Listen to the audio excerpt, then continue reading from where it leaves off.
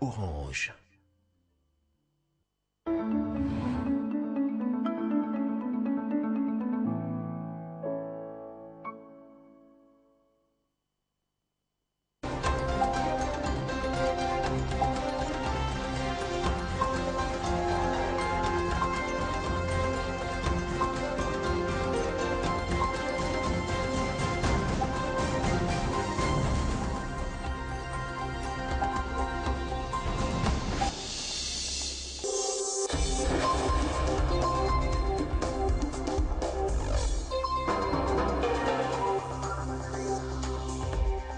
Contrôle parlementaire, le Premier ministre était ce vendredi devant les élus du peuple à l'Assemblée nationale. Matata Ponyo a répondu aux différentes préoccupations soulevées par les députés au cours du débat du 20 avril dernier lors de la question orale avec débat lui adressée par les députés Crispin Bindoulé relative au niveau d'exécution du programme d'action de son gouvernement de 2012 à 2016. Et puis la journée internationale du travail est placée cette année sous les thèmes « Construire l'avenir avec le travail décent ». Dans un message adressé à tous les travailleurs et employeurs, les vice-premiers ministres, ministre de l'Emploi, Travail et Prévoyance sociale, Willy Makiachi, a relevé les progrès réalisés dans ces trois domaines. Étant donné que le 1er mai tombe un dimanche, cette journée sera célébrée en RDC ce samedi 30 avril. Après les titres, place au développement. Bienvenue à tous. Contrôle parlementaire. Le Premier ministre était devant la représentation nationale ce vendredi pour sa réplique aux questions posées par les députés sur l'exécution du programme du gouvernement. Dans son exposé, le Premier ministre est revenu sur les grandes réalisations accomplies durant 4 ans dans tout le domaine sous le leadership du chef de l'État. Et dans sa conclusion, le député Bindoulé a promis de transformer sa question en motion de défiance.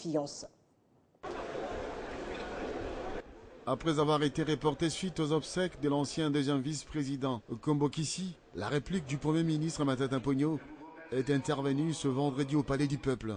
En mémoire des Papa Wemba, 1 minute de silence a été observée sur demande du président de l'Assemblée nationale Obebinaku. Prenant la parole, le Premier ministre Matata Ponyo a, secteur par secteur, apporté des éclaircissements aux préoccupations des députés en rapport avec l'exécution du programme du gouvernement. Allant dans les détails, même les questions posées en rapport avec sa personne ont trouvé des réponses. Je considère que le Premier ministre a très bien parlé, il a donné les éléments essentiels et que notre collègue a été emporté par l'émotion et il n'a pas été méthodiquement parlementaire. Dans sa conclusion, l'élu de Boutembo s'est dit ne pas être satisfait et promet de pouvoir transformer sa question en une motion de défiance contre le Premier ministre Matata Ponyo. Il a conclu par une motion de censure, mais moi je dois vous confirmer que c'est dit sensationnel. C'est dit sensationnel. Et c'est vraiment le jour et la nuit entre la réponse du Premier ministre, la réplique aussi, la réponse de Mindoulé. On ne peut pas conclure par une motion de censure. Je pense qu'il y a un problème de compréhension et de confusion parce qu'il ne pouvait pas arriver à conclure à cela. Lui-même a conclu tout en étant conscient qu'il est en train de s'engager dans une démarche qui ne peut pas aboutir. Voyons à présent ce qu'a été l'ambiance, la mobilisation des militants des partis politiques de la majorité présidentielle aux alentours du Palais du Peuple. Nos reporters ont accompagné le FIDEC, les Fronts des indépendants pour la démocratie chrétienne, dont les membres se sont mobilisés comme au premier jour de l'interpellation du Premier ministre. Le FIDEC réaffirme son soutien au chef de l'État Joseph Kabila et à son Premier ministre Augustin Matata Ponyo. Regardez. C'était peu avant midi que les partisans du FIDEC ont pris d'assaut les abords du Palais du Peuple. Une mobilisation pour soutenir le chef du gouvernement Matata Ponyo, venu à l'Assemblée nationale pour répondre aux préoccupations soulevées par les députés nationaux à la suite de la question orale avec débat. Ils sont venus de tout le coin, de la Funa, de la Tchango, du Mont-Amba, de la Lukunga, munis de banderoles, de calicots, scandant de chants en soutien au président de la République, Joseph Kabila, et à son Premier ministre Matata Ponyo. Les partisans du Front des indépendants pour la démocratie chrétienne, qui se sont également déplacés en masse, se sont plutôt félicités de l'action du Premier ministre et l'encouragent à poursuivre son œuvre. Nous en témoigne un des membres du FIDEC. Nous sommes venus confirmer notre présence ici pour appuyer les actions du Premier ministre et des Raïs. Normalement, celui qui dirait que non, le Premier ministre a échoué totalement, vraiment au moins qu'il soit de mauvaise foi. Si nous retournons en arrière, la ville de Kinshasa était inondée avec l'esprit des morts. Il y avait partout. Mais aujourd'hui, quelqu'un peut prendre l'esprit de vie, Transco, de Kinshasa vers la ville, 500 francs. Moi, je dirais qu'au président de la République, nous sommes derrière les Raïs, nous sommes derrière le Premier ministre, nous sommes derrière le gouvernement. Une mobilisation tous azimuts qui s'est poursuivie tout au long de la plénière, laquelle mobilisation témoigne l'attachement d'une population envers son président Joseph Kabila et de son gouvernement.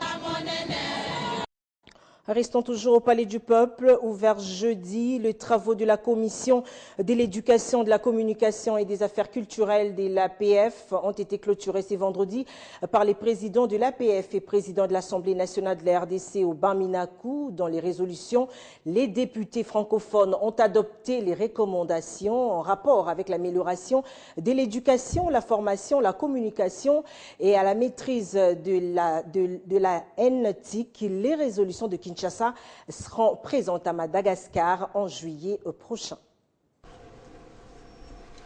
La réunion de la Commission de l'éducation, de la communication et des affaires culturelles de l'Assemblée parlementaire de la francophonie a été clôturée ce vendredi au Palais du Peuple par le président de l'Assemblée parlementaire de la francophonie APF et président de l'Assemblée nationale de la République démocratique du Congo, Aubin Minakou.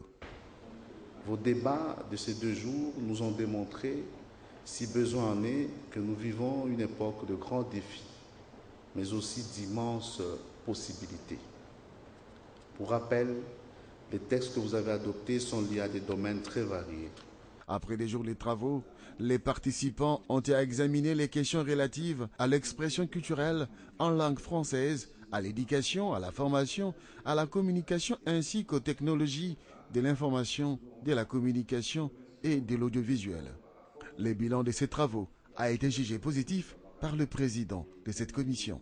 Nous adoptons des rapports, nous adoptons des résolutions et nous suivons ces résolutions. Nous avons un suivi des résolutions parce que lorsque l'APF ou une de ces commissions telles que celle qui vient de siéger prend des résolutions, elle les adopte et ensuite les parlementaires rentrent dans chaque pays, chacun de leur pays, et demandent à leur gouvernement de mettre en œuvre ce qui a été décidé.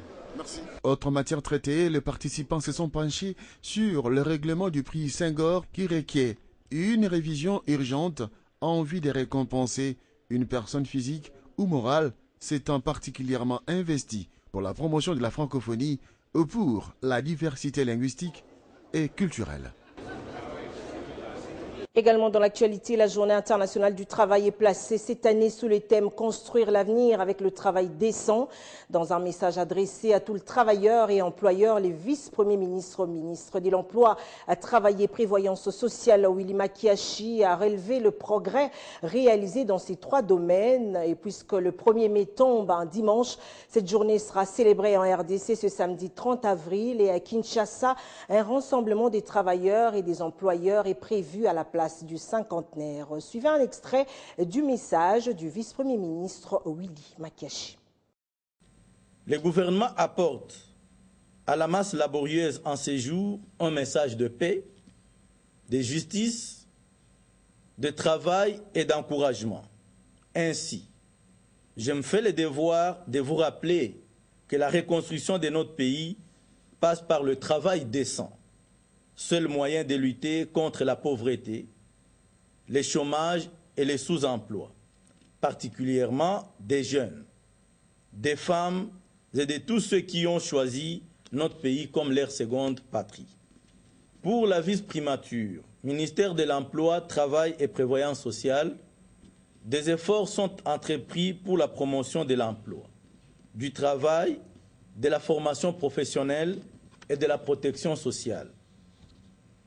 Dans les domaines de l'emploi, le Conseil des ministres du 25 novembre 2015 a adopté les documents des politiques nationales de l'emploi et de la formation professionnelle. La mise en œuvre du programme Emploi diplômé, un des bénéficiaires du projet d'appui au développement du secteur privé et à la création de l'emploi, avec le financement de la Banque africaine de développement, est une des réponses à la crise de l'emploi des jeunes.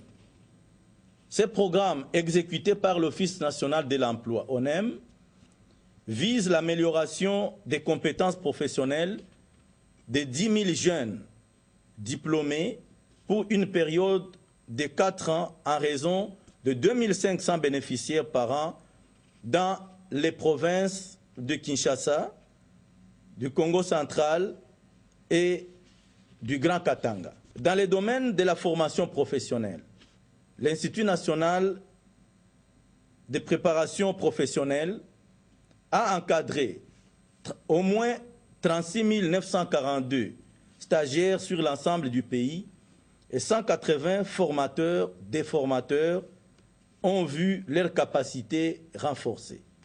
Dans les domaines du travail, 5 arrêtés portant mesure d'application du Code du travail ont été adoptés.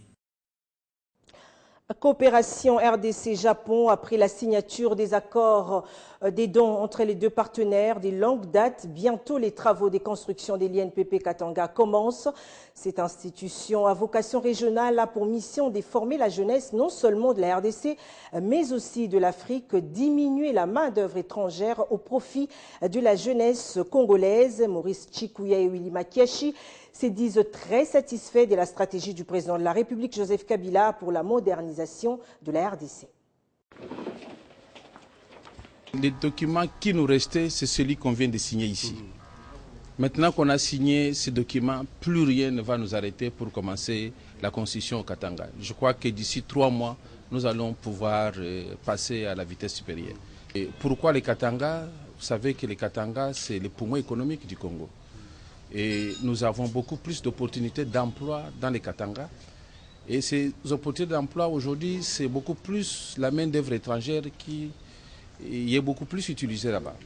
Et avec ce projet, nous pensons que nous allons répondre d'une manière efficace aux besoins des industriels, aux miniers du Katanga, de façon qu'ils ne puissent plus recourir à la main-d'œuvre étrangère. Et nous pensons aussi que ce projet va développer les compétences des formateurs de l'INPP, parce que nous aurons des équipements de la dernière technologie, ce qui va faire de l'INPP un véritable pool de compétences. Et cette fois-ci, dans les jours qui viennent, c'est directement la matérialisation de ces projets pour la construction de la direction provinciale de l'INPP Katanga, mais à vocation sous-régionale. Donc ce centre de formation professionnelle pour l'employabilité des jeunes, parce que pour être employé, il faut une main-d'œuvre qualifiante et qualifiée, et donc industrielle. C'est ça qui va voir les jours à Lubumbashi, dans l'ancien Katanga, mais pour desservir la région Afrique. On va prendre cette information. Sachez que la RDC se cherche un nouveau vice-ministre des postes télécommunications et nouvelles technologies de l'information et de la communication. L'ancien vice-ministre Enoch Sebineza Berangabo vient d'être révoqué par le chef de l'État pour manquement grave. Selon l'ordonnance présidentielle lue à la télévision publique, il lui est reproché d'avoir manqué aux devoirs déontologiques et d'éthique auxquels sont soumis les membres du gouvernement. Tout à fait autre chose, les mondes célèbrent le 25 avril dernier la journée de lutte contre les paludismes. À Kinshasa, la campagne des sensibilisations a été organisée du 25 avril au 25 mai 2016. À cette occasion, 100 roues RDC, cet ASBL d'appui au secteur sanitaire, a réuni ce vendredi à Kinshasa les leaders religieux, étudiants et professionnels des médias pour un briefing sur la maladie. La rencontre s'est tenue en collaboration avec le Programme national des luttes contre le paludisme. En finir pour de bon avec le paludisme, 04 paludisme dans mon ménage, c'est le thème choisi pour cette année.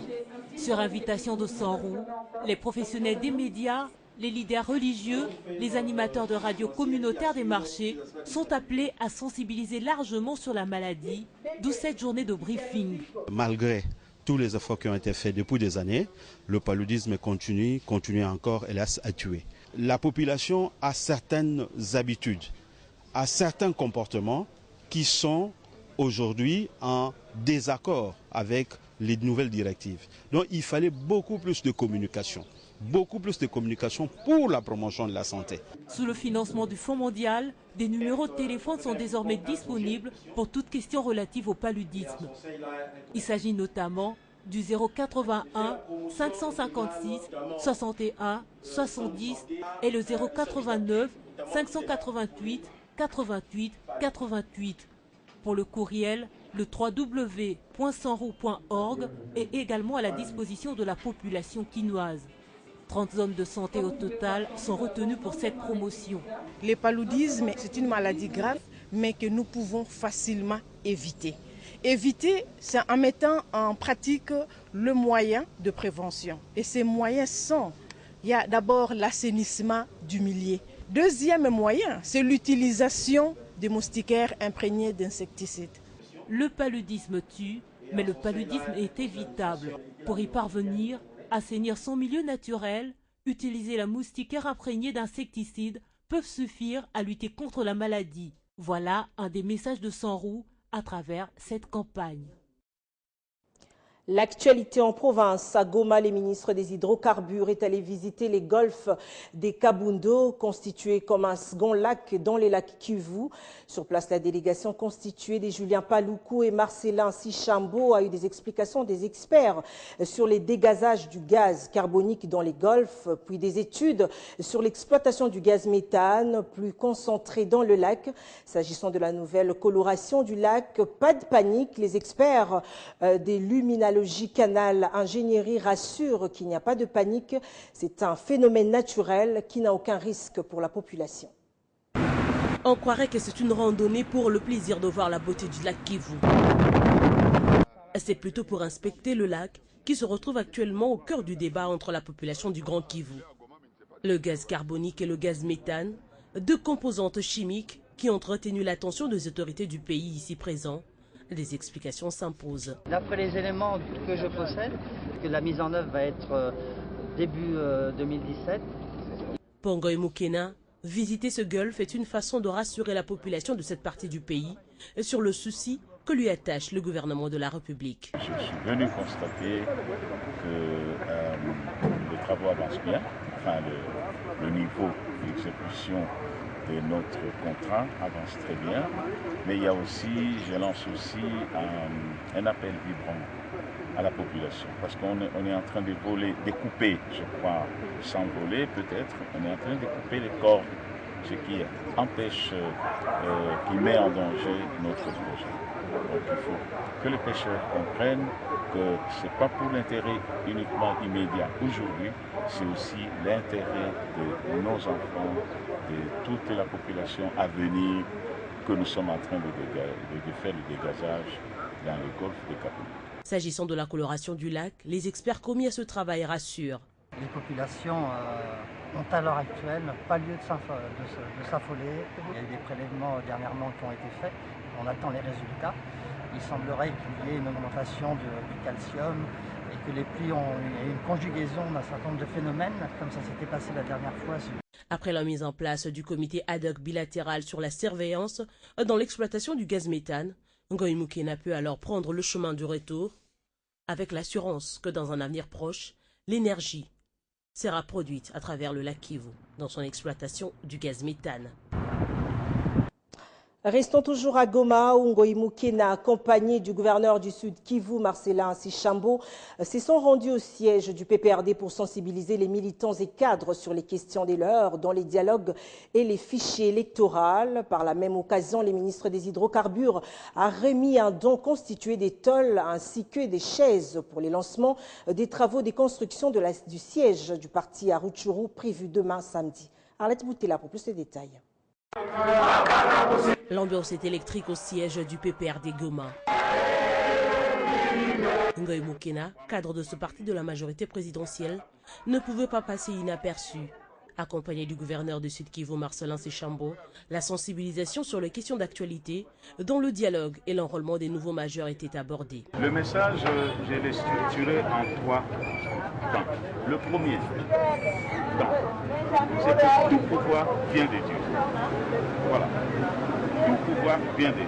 On peut le chercher en tant qu'homme par des stratégies humaines, mais le pouvoir vient de Dieu. Et le deuxième point, je viens de dire aux amis, en tant que berger, en tant qu'homme, en tant que fidèle au précepte du christianisme, Dieu a encore du pouvoir pour Joseph Kabila. Qu'on le sache et que nous puissions maîtriser cela. Joseph Kabila opère aussi par le dialogue. C'est pour cela que je suis venu, moi, discuter avec les amis, leur dire que le dialogue est une vertu cardinale. Par la même occasion, Ngoï Moukena a remis un don de tôles et des chaises pour la construction du nouveau siège du parti dans le Rutshuru, un geste salué par le président interfédéral de Goma.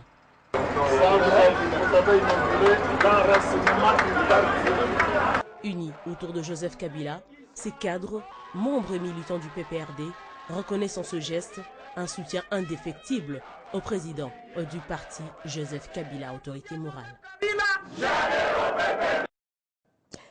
Et puis sachez qu'après avoir servi la Mongala, Marceline Mondjiba s'en va pour céder la place au nouveau gouverneur élu dès l'élection du 26 mars dernier. Avant de quitter la province, Marceline Mondjiba, qui a adressé un message de remerciement au chef de l'État Joseph Kabila pour l'avoir choisi à la tête de cette province, a aussi remercié tous les Mongalais pour l'avoir accompagné dans son action.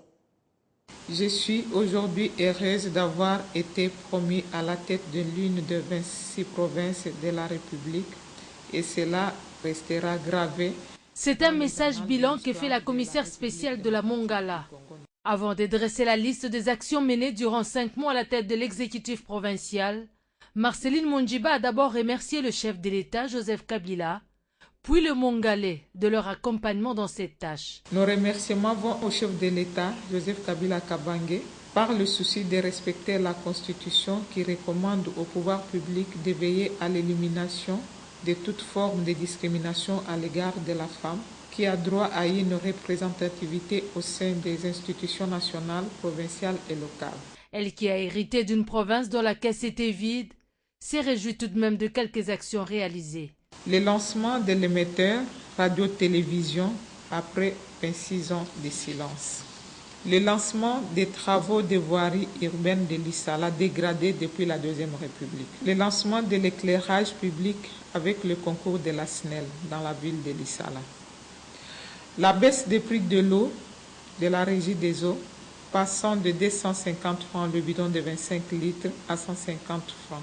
C'est dans le souci d'épargner les populations des maladies d'origine hydrique et celui aussi de permettre à un grand nombre l'accès à l'eau potable. La remise à l'État du bac office des routes Lissala, permettant ainsi de désenclaver le territoire de Bongandanga. Visiblement satisfaite d'avoir servi la Mongala, Marceline Mondjiba s'en va et laisse le programme de la révolution de la modernité, prôné par le chef de l'État Joseph Kabila, poursuivre son bonhomme de chemin. Impact de l'éducation pour la paix dans la prévention et la gestion des conflits à Mbandaka, Gemena, Bikoro et Boamanda. C'est le thème d'une matinée de restitution sur l'étude des cas organisée hier jeudi par Search for Common Ground dans la salle des conférences de l'UNICEF à Gombe. Parmi les participants, la MONUSCO, l'UNICEF et les ONG nationales et internationales. Laurent Kikomba nous fait le point.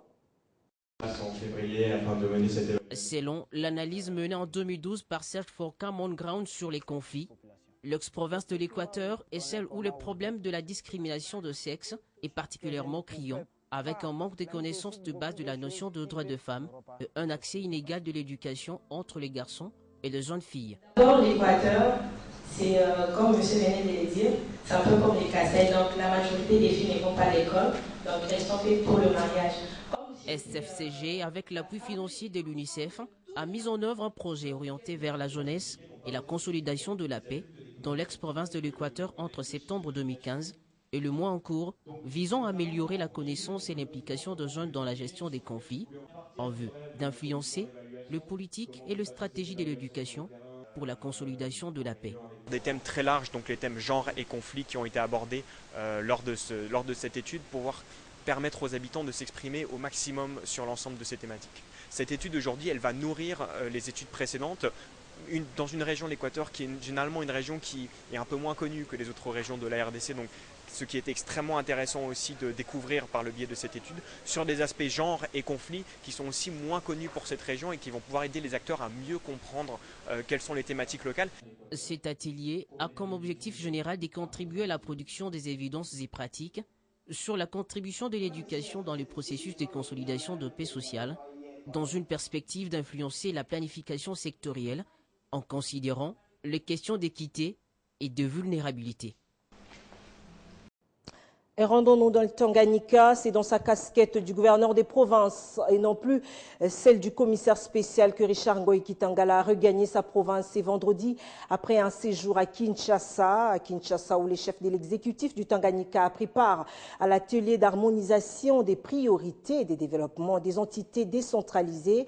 Aussitôt retourné, il a annoncé la formation de son gouvernement incessamment accompagné du début des processus de développement transformationnel de la province.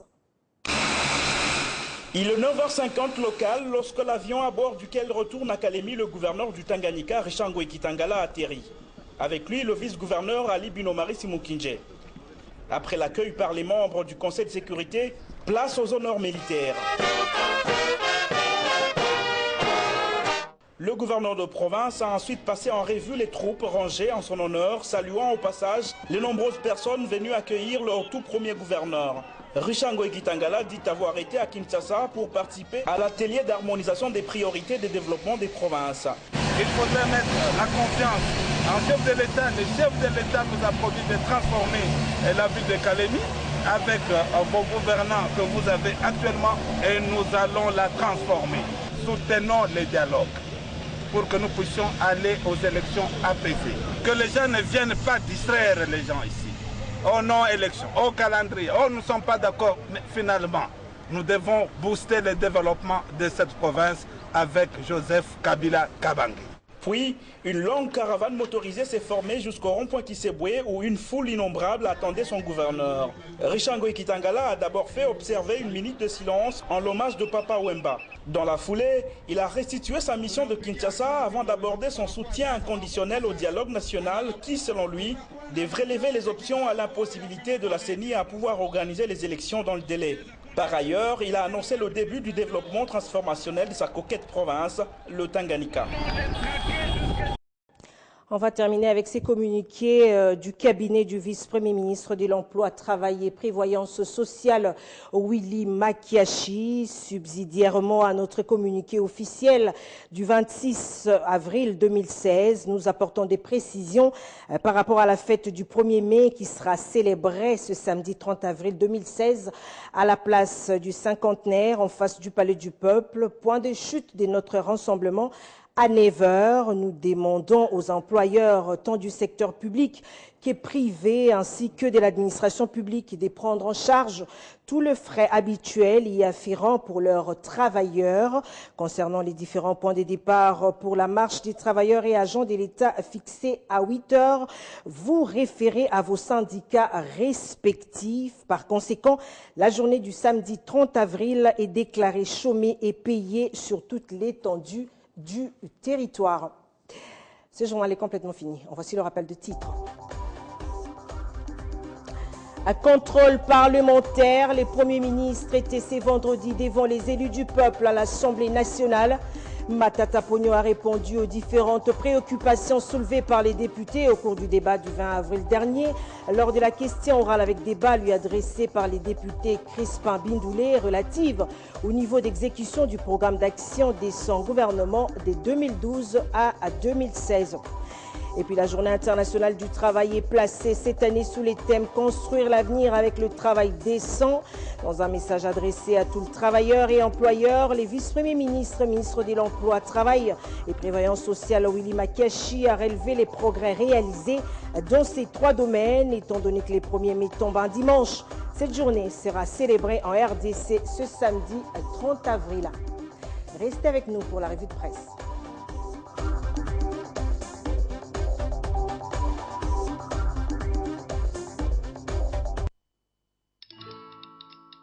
Dans la vie, nous avons tous des rêves, objectifs et aspirations. Vos projets d'avenir ainsi que ceux qui vous sont chers dépendent des choix que vous effectuez aujourd'hui. C'est pourquoi la Raobank a créé Renaissance, le nouveau compte d'épargne qui vous propose un meilleur taux rémunérateur à court et à moyen terme. Ainsi, vous pourrez suivre l'évolution des intérêts générés par votre épargne et assurer un avenir meilleur à vos projets les plus chers. Raobank is my bank.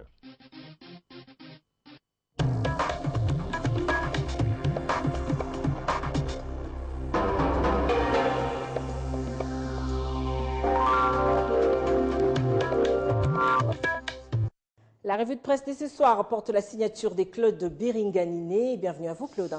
Merci. Alors, à la une de votre revue de presse, dialogue national inclusif dans l'attente du comité préparatoire. Oui, il y a près de 3 semaines depuis l'annonce Urbi et Orbi d'Edem Kojo, mais toujours pas de comité préparatoire, note forum des As. Où en est Edem Kojo, lui qui avait un format opérationnel de 12 délégués pour la majorité, autant pour l'opposition et 6 pour la société civile, s'interroge le journal. Concernant justement cette répartition, la prospérité, signale que Steve Mbikaï, le porte-parole de la nouvelle classe politique et sociale, y a réfléchi et il décide et passe à l'action. Il ne comprend pas et refuse d'accepter que l'UDPS se déclare le fer des lances du dialogue pour désigner les 12 délégués de l'opposition au comité préparatoire. Plus loin, Steve Mbikaï affirme ne respecter Tshisekedi que par rapport à son noble combat, d'où le titre en gras sur l'avenir, bras de fer UDPS Steve Mbikaï.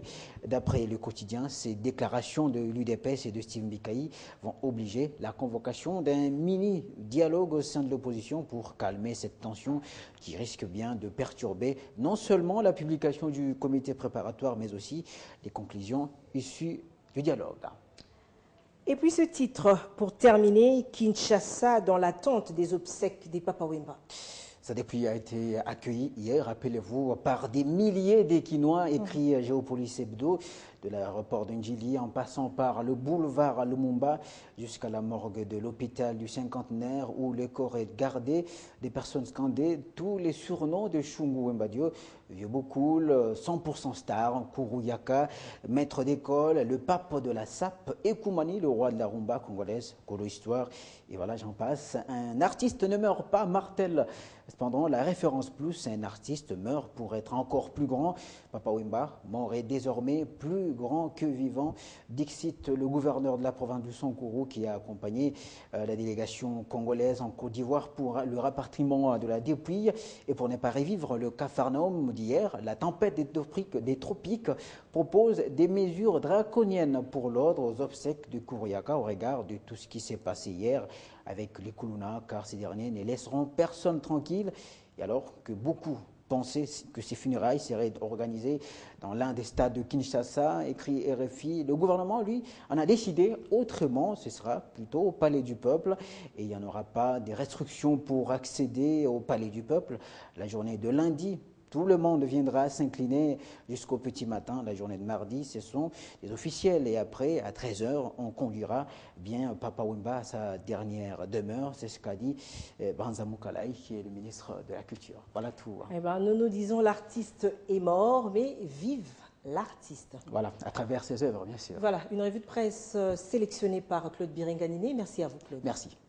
Merci également à vous tous qui nous avez suivis à Lubumbashi et partout ailleurs. L'info continue sur l'espace 50, également sur notre site, les www.tele50.com.